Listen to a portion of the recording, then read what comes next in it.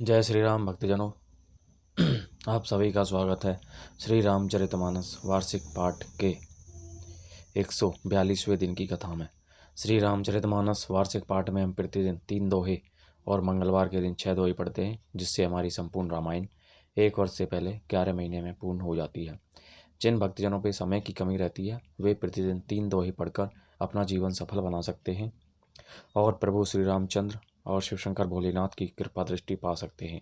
बोलो जय सियावर रामचंद्र की जय। श्री तुलसीदास जी द्वारा रचित श्री रामचरितमानस आम बोलचाल की भाषा में लिखी हुई है, जिसे कोई भी मनुष्य पढ़ सकता है जिस पे हिंदी पढ़नी आती हो। तो शुरू करते हैं आज की कथा। श्री रामचरितमानस का पाठ आरंभ करने से पूर्व हम शिव शंकर भोलेनाथ पार्वती माता को प्रणाम करते हैं, उनको आह्वान करते हैं कि वे हमारी श्री रामचरितमानस में सम्मिलित हों और हमें अपना आशीर्वाद प्रदान करें, तथा सभी देव देवताओं सभी गुरुजनों को प्रणाम व आह्वान कि वे भी हमारी श्री रामचरितमानस में सम्मिलित हों और हमें अपना आशीर्वाद प्रदान करें। एहि विधि कही कही वचन प्रिय लेहि नयन भरी नीर किमी चली हई मार्ग अगम सुठी सुकुमार शरीर मंगल भवन मंगल हारी द्रवौ सुदशरथ जर बिहारी। इस प्रकार प्रिय वचन कह कहकर सब नेत्रों में प्रेमाश्रुओं का जल भर लेते हैं और कहते हैं कि ये अत्यंत सुकुमार शरीर वाले दुर्गम कठिन मार्ग में कैसे चलेंगे। नारी सने विकल बस होहि चकई सांझ समय जनु सोहि मृदु पद कमल कठिन मगु जानी गहबरी हृदय कहीं बरबानी।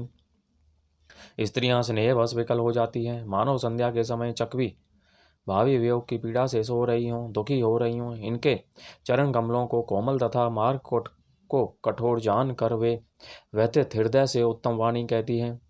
परसत मृदुल चरण अरुणारे सकुचति मही जिमी हृदय हमारे जो जगदीश इन्हई बनु दीना कसने सुमन मय मार्ग कीना। इनके कोमल और लाल लाल चरणों तलवों को छूते ही पृथ्वी वैसे ही सकुचा जाती है जैसे हमारे हृदय सकुचा रहे हैं। जगदीश्वर ने यदि इन्हें वनवास ही दिया तो सारे रास्ते को पुष्पमय क्यों नहीं बना दिया। जो मागा पाई विधि पाही ए रखी अही सखी आँखें ने माही जे नर नारी ने अवसर आए तिन्हें सिय रामो न देखन पाए। यदि ब्रह्मा से मांगे मिले तो हे सखी हम तो उनसे मांग कर इन्हें अपनी आंखों में ही रखें। जो स्त्री पुरुष इस अवसर पर नहीं आए वे श्री सीताराम जी को नहीं देख सके। सुनु स्वरूप बूझहि अकुलाई अब लगी गए कहाँ लगी भाई समरथ धाई बिलो कहीं जाई प्रमोदित फिर ही जन्म फल पाई। उनके सौंदर्य को सुनकर वे व्याकुल होकर पूछते हैं कि भाई अब तक वे कहाँ तक गए होंगे, और जो समर्थ हैं वे दौड़ते हुए जाकर उनके दर्शन कर लेते हैं और जन्म का परम फल पाकर विशेष आनंदित होकर लौटते हैं।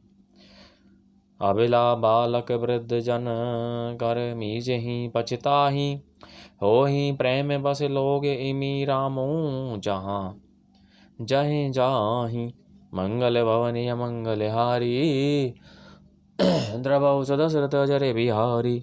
गर्भवती प्रसूता आदि अबला स्त्रियां बच्चे और बूढ़े दर्शन न पाने से हाथ मलते और पछताते हैं। इस प्रकार जहाँ जहाँ श्री राम चंद्र जी जाते हैं वहाँ वहाँ लोग प्रेम के वश हो जाते हैं। गाँव गाँव अस होई आनंदो देखी भानु कुल कैरव चंदु जे कछु समाचार सुनी पावही ते निरपरानी ही दोषु लगा वहीं। सूर्य कुल रूपी कुमुदनी के प्रफुल्लित करने वाले चंद्रमा स्वरूप श्री रामचंद्र जी के दर्शन कर गांव गांव में ऐसा ही आनंद हो रहा है। जो लोग वनवास दिए जाने का कुछ भी समाचार सुन पाते हैं वे राजा रानी दशरथ कैकई को दोष लगाते हैं। कहीं एक अति भले नर नाहु दीने हम ही जोई लोचन लाहु कहीं बरस पर लोग लुगाई बातें सरल सन ही सुहाई। कोई एक कहते हैं कि राजा बहुत ही अच्छे हैं जिन्होंने हमें अपने अपने नेत्रों का लाभ दिया। स्त्री पुरुष सभी आपस में सीधी सने भरी सुंदर बातें कह रहे हैं। ते पितु मातु धन्य जिन्हें जाए, धन्य सोन गिरु जहाँ ते आए। धन्य सो देसु सैलु बन गाऊं, जहें जहें जाही धन्य दो सोई ठाहूं। कहते हैं वे माता पिता धन्य हैं जिन्होंने इन्हें जन्म दिया, वह नगर धन्य है जहाँ से ये आए हैं, वह देश पर्वत वन और गांव धन्य है, और वही स्थान धन्य है जहाँ जहाँ ये जाते हैं। सुखु पायउ बिरंची रची ते ही, ए जे ही के सब भांति सने ही। राम लखन पथि कथा सुहाई, रही सकल मग कानन छाई। ब्रह्मा ने उसी को रचकर सुख पाया है जिसके ये श्री रामचंद्र जी सब प्रकार से स्नेही हैं। पति के रूप श्री राम लक्ष्मण की सुंदर कथा सारे रास्ते और जंगल में छा गई है। एहि विधि रघुकुल कमल रवि मग, लोगन ने सुख देत जाहि चले देखत विपिन सिय सौमित्री समेत। मंगल भवन मंगल हारी, द्रवहु सुदशरथ जर बिहारी। रघुकुल रूपी कमल के खिलाने वाले सूर्य श्री रामचंद्र जी इस प्रकार मार्ग के लोगों को सुख देते हुए सीता जी और लक्ष्मण जी सहित वन को देखते हुए चले जा रहे हैं। आगे रामो लखनु बने पाछे, तापस भेष विराजत काछे। उभय बीच सिय सोहति कैसे, ब्रह्म जीव बीच माया जैसे। आगे श्री राम जी हैं, पीछे लक्ष्मण जी सुशोभित हैं, तपस्वियों के वेश बनाए दोनों बड़ी ही शोभा पा रहे हैं। दोनों के बीच में सीता जी कैसी सुशोभित हो रही हैं, जैसे ब्रह्मा और जीव के बीच में माया। बहुरी कहूँ छवि जसी मन बसई, जनु मधु मदन मध्य रति लसई। उपमा बहुरी कहूँ जिये जोही, जनु बुध विदु बीच रोहिणी सोही। फिर जैसी छवि मेरे मन में बस रही है उसको कहता हूँ, मानो वसंत ऋतु और कामदेव के बीच में रति कामदेव की स्त्री शोभित हो। फिर अपने हृदय में खोज कर उपमा कहता हूँ कि मानो बुध चंद्रमा के पुत्र और चंद्रमा के बीच में रोहिणी चंद्रमा की स्त्री सो रही हो। प्रभुपद पद रे के बीच बीच सीता, धरती चरण मग चलती सभेता। सिय राम पद अंक बराए, लखन चले ही मगु दाहे निलाहे।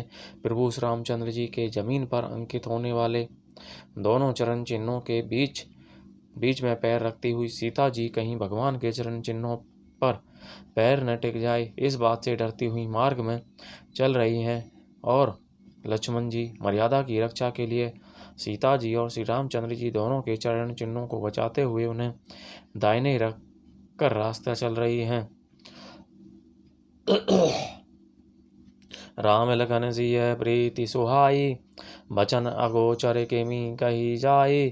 खग मृग मगन देखी छवि होही, लिए चोरी चित राम बटोही। श्री राम जी लक्ष्मण जी और सीता जी की सुंदर प्रीति वाणी का विषय नहीं है, अर्थात निवर्चनीय है, अतः वह कैसे कही जा सकती है। पक्षी और पशु भी उस छवि को देखकर प्रेमानंद में मग्न हो जाते हैं। पथिक रूप श्री रामचंद्र जी ने उनके भी चित्त चुरा लिए हैं। जिन्हें जिन्हें देखे पथिक प्रिय, सिय समेत दो भाई। भव मगो अगमो अनंदो, ते बिनु श्रम रहे शिराई। मंगल भवन मंगलहारी, द्रवहु सुदशरथ जर बिहारी। प्यारे पथिक सीता जी सहित दोनों भाइयों को जिन जिन लोगों ने देखा, उन्होंने भव का अगम मार्ग, जन्म मृत्यु रूपी संसार में भटकने का भयानक मार्ग बिना ही परिश्रम आनंद के साथ तय कर लिया, अर्थात वे आवागमन के चक्र से सहज ही छूटकर मुक्त हो गए। बोलो जय श्री रामचंद्र की जय। तो इस प्रकार भक्तजनों, आज की कथा का विराम यहीं पर होता है। बोलो जय श्री रामचंद्र की जय। शिव शंकर भोलेनाथ पार्वती माता की जय हो। सभी देव देवताओं सभी गुरुजनों का बहुत बहुत धन्यवाद आभार कि वह हमारी श्री रामचरितमानस में सम्मिलित हुए। बोलो जय श्री रामचंद्र की जय।